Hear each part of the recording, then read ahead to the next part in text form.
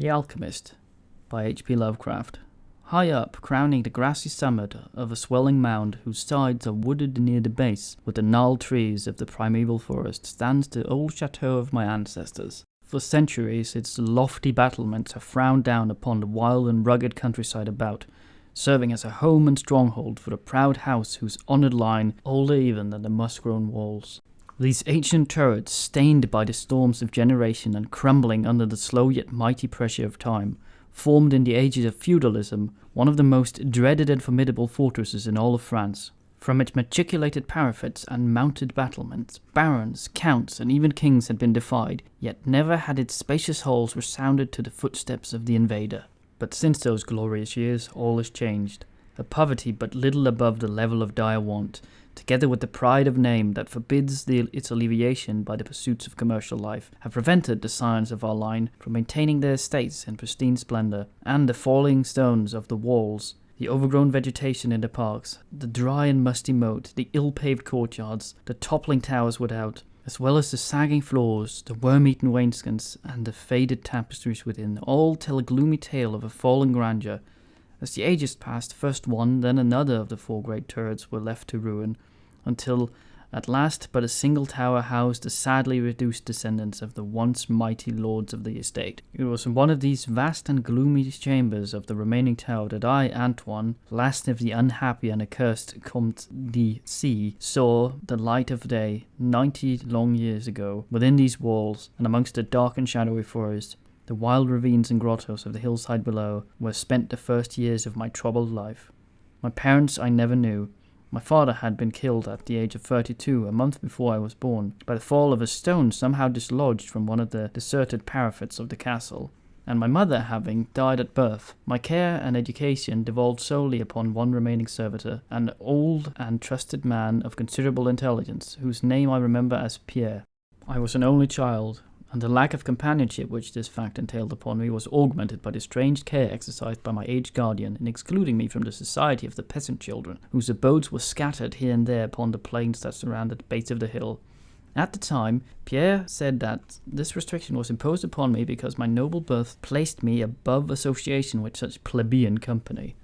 Now I know that its real object was to keep from my ears the idle tales of the dread curse upon our line, that were nightly told and magnified by the simple tenantry as they conversed in hushed accents in the glow of their cottage hearths. Thus isolated and thrown upon my own resources, I spent the hours of my childhood in poring over the ancient tomes that filled the shadow-haunted library of the chateau, and in roaming without aim or purpose through the perpetual dusk of the spectral woods that clothed the side of a hill near its foot. It was perhaps an effect of such surroundings that my mind early acquired a shade of melancholy.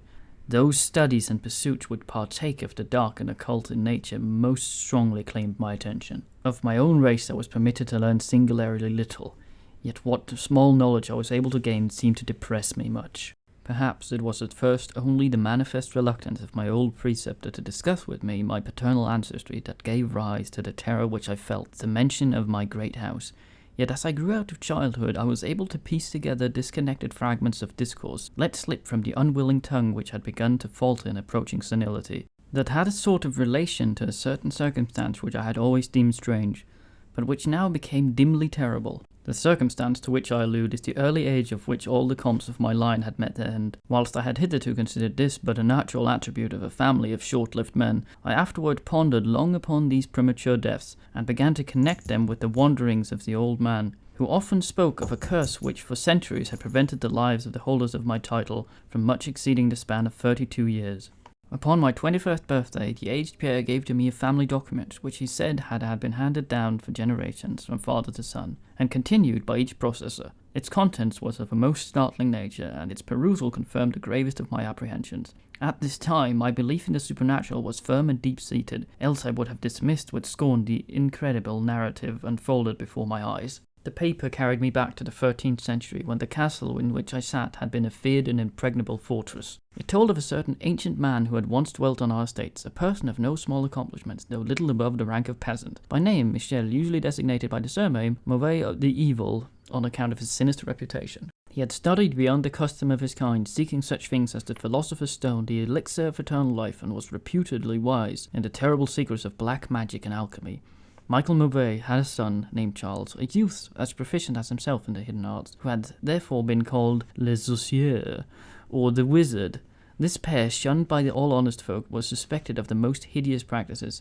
Old Michel was said to have burnt his wife alive as a sacrifice to the devil, and the unaccountable disappearance of many small peasant children were laid at the dreaded door of these two. Yet through the dark natures of the father and the son ran one redeeming ray of humanity. The evil old man loved his offspring with fierce intensity, whilst the youth, for his parent, had more than filial affection. One night, the castle on the hill was thrown into the wildest confusion by the vanishment of young Godfrey, son to Henri de Comte. A search party, headed by the frantic father, invaded the cottage of the sorcerers, and there came upon old Michel Mauvais, busy over a huge, violently boiling cauldron. Without certain cause, the ungoverned madness of fury and despair, the Comte laid hands on the aged wizard, and ere he released his murderous hold, his victim was no more. Meanwhile, joyful servants were proclaiming the finding of young Godfrey in a distant and unused chamber of the great edifice, telling too late that poor Michel had been killed in vain. As the Comte and his associate turned away from the lowly abode of the alchemist, the form of Charles Le Sorcier appeared through the trees. The excited chatter of the menials standing about him told what had occurred, yet he seemed first unmoved at his father's fate. Then, slowly advancing to meet the Comte, he pronounced in dull yet terrible accents the curse which had ever afterwards haunted the house of the Comte. "May ne'er noble of thy murderous line survive to reach a greater age than thine, ne'er." Spake he when, suddenly leaping backwards into the black wood, he drew from his tunic a phial of colourless liquid, which he threw into the face of his father's slayer as he disappeared behind the inky curtain of the night. The Comte died without utterance, and was buried the next day, but little more than 32 years from the hour of his birth. No trace of the assassin could be found, though the relentless bands of peasants scoured the neighbouring woods and the meadowland around the hill. Thus time and want of a reminder dulled the memory of the curse in the minds of the Comte's family, so that when Godfrey, innocent cause of the whole tragedy, and now bearing the title, was killed by an arrow while hunting at the age of 32, there were no thoughts save those of grief for his demise. But when, years afterwards, the next young Comte, Robert by name, was found dead in a nearby field for no apparent cause, the peasants told in whispers that the seigneur had but lately passed his 32nd birthday, when surprised by early death. Louis, son to Robert, was found drowned in a moat at the same fateful age, and thus, down through the centuries, ran the ominous chronicle. Henri, Roberts, Antoine, and Armand, snatched from happy and virtuous lives when little below the age of their unfortunate ancestor at his murder. That I had left, at most, but 11 years of further existence was made certain to me by the words which I read. My life, previously held at small value, now became dearer to me each day, as I delved deeper and deeper into the mysteries of the hidden world of black magic. Isolated as I was, modern science had produced no impression upon me, and I laboured as in the Middle Ages, as rapt has been old Michel and young Charles themselves in acquisition of demonological and alchemical learning. Yet read as I might, in no manner could I account for this strange curse upon my line. In the unusually rational moments, I would go even so far as to seek a natural explanation, attributing the early deaths of my ancestors to the sinister Charles Le Sorcier and his heirs. Yet having found upon my careful inquiry that there were no known descendants of the alchemist, I would fall back to the occult studies, and once more endeavour to find a spell that would release my house from its terrible burden. Upon one thing I was absolutely resolved: I should never wed, and since no other branches of my family were in existence, I might thus end the curse with myself. As I drew near the age of 30, old Pierre was called to the land beyond. Alone I buried him beneath the stones of the courtyard about which he had loved to wander in life. Thus I was left to ponder on myself as the only human creature within the great fortress, and in my utter solitude my mind began to cease its vain protests against its impending doom, to become almost reconciled with the fate which so many of my ancestors had met. Much of my time was now occupied in the explorations of the ruined and abandoned halls and towers of the old chateau, which in youth fear had caused me to shun, and some of which old Pierre had once told me had not been trodden by human feet for over 4 centuries. Strange and awesome were many of the objects I encountered. Furniture covered with dust of ages, and crumbling with the rot of long dampness, met my eyes. Cobwebs in profusion, never before seen by me, were spun everywhere, and huge bats flapped their bony and uncanny wings on all sides of the otherwise untenanted gloom. Of my exact age, down to days and hours, I kept a most careful record, for each movement of the pendulum of the massive clock in the library told of so much more of my doomed existence. At length I approached the time which I had so long viewed with apprehension. Since most of my ancestors had been seized some little time before they reached the exact age of Comte de Henri at his end, I was every moment at watch for the coming of the unknown death. In what strange form the curse should overtake me I knew not, but I was resolved, at least, that it should not find me a cowardly or passive victim. With new vigour I applied myself to the examination of the old chateau and its contents. It was upon one of the longest of all my excursions of discovery in the deserted portions of the castle, less than a week before that fatal hour which I felt must mark the utmost limits of my stay on earth, beyond which I could not even have the slightest hope of continuing to draw breath, that I came upon the culminating events of my whole life. I had spent the better part of the morning climbing up and down half-ruined staircases in one of the most dilapidated of the ancient turrets. As the afternoon progressed, I sought the lower levels, descending in what appeared to be either a medieval place of confinement or more recently excavated storehouse for gunpowder. As I slowly traversed the night-encrusted passageways in the foot of the last staircase, the paving became very damp, and soon I saw by the light of my flickering torch that a blank, water-stained wall impeded my journey. Turning to retrace my steps, my eye fell upon a small trapdoor with a ring which lay directly beneath my feet. Pausing, I succeeded with difficulty in raising it, whereupon it revealed a black aperture exhaling noxious fumes which caused my torch to sputter, and disclosing in the unsteady glare the top of a flight of some steps. As soon as the torch which I lowered into the repellent depths burned freely and steadily, I commenced my descent. The steps were many and led to a narrow stone-flagged passage, which I knew must be far underground. The passage proved of great length and terminated in a massive oaken door, dripping with the moisture of the place, and stoutly resisting all my attempts to open it. Ceasing after a time my efforts in this direction, I had to proceed back some distance towards the steps, when there suddenly fell to my experience one of the most profound and maddening shocks capable of reception by the human mind. Without warning, I heard the heavy door behind me creak slowly open on its rusted hinges. My immediate sensations are incapable of analysis. To be confronted in this place, as thoroughly deserted as I had deemed this old castle, with evidence of the presence of a man of a spirit, produced in my brain a horror of the most acute description. When at last I turned and faced the seat of the sound, my eyes must have started from their orbits at the sight they beheld. There in the ancient Gothic doorway stood a human figure. It was that of a man clad in a skull cap and long medieval tunic of dark colour. His long hair and flowing beard were of terrible and intense black hue, and of incredible profusion. His forehead, high beyond the usual dimensions, his cheek, deep sunken and heavy lined with wrinkles, and his hands, long claw-like and gnarled, were of such deadly marble-like whiteness that I have never elsewhere seen in a man. His figure, lean to the proportions of a skeleton, was strangely bent and almost lost within the voluminous folds of his peculiar garment. But strangest of all were his eyes, twin caves of abysmal darkness, profound in expression of understanding, yet inhuman to a degree of wickedness. These were now fixed upon me, piercing my soul with their hatred and rooting me to the spot whereon I stood. At last the figure spoke in a rumbling voice that chilled me through with its dull hollowness and latent malevolence. The language in which the discourse was clothed was that debased form of Latin, in use amongst the more learned men of the Middle Ages, and made familiar to me by my prolonged researches into the works of old alchemists and demonologists.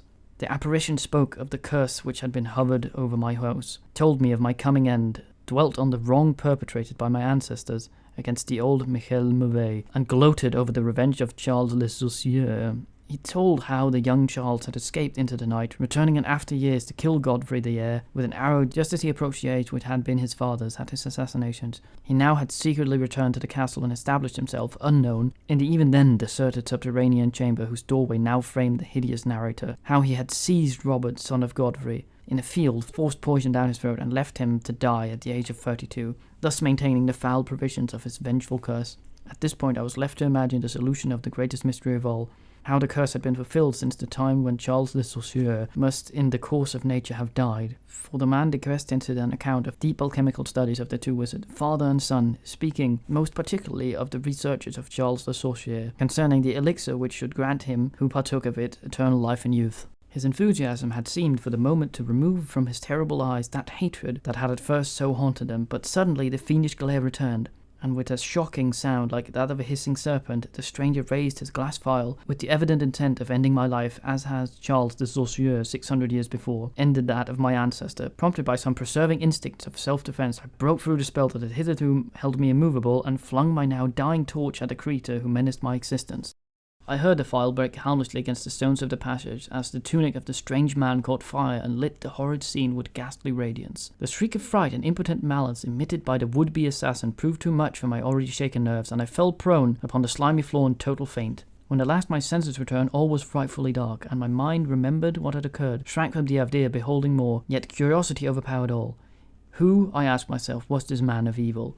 And how came he within the castle walls? Why should he seek to avenge the death of poor Michel Mouet? And how had the curse been carried on through all the long centuries since the time of Charles de Saussure? The dread of years was lifted from my shoulders, for I knew he whom I had felled was the source of all my danger from the curse, and now that I was free, burned with a desire to learn more of the sinister thing which had haunted my line for centuries, and made of my own youth one long continued nightmare.